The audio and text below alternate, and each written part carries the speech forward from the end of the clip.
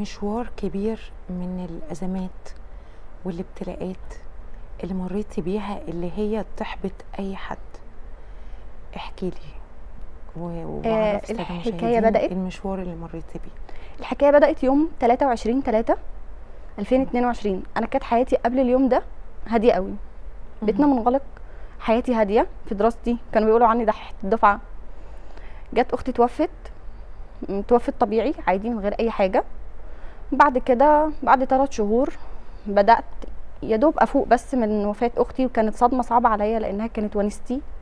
طبعاً. المشوار زي ما بيقولوا. هي الكبيرة يا ندى ولا انت؟ أنا الكبيرة، هي كانت أوكي. أصغر مني ب3 سنين.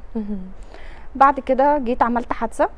الحادثة دي أثرت عندي على المخ، كانت اضطرابات المخ عندي مش مظبوطة، وتوازني اختل مع الأرض، ما بقتش بمشي 6 شهور وأنا على الحال ده.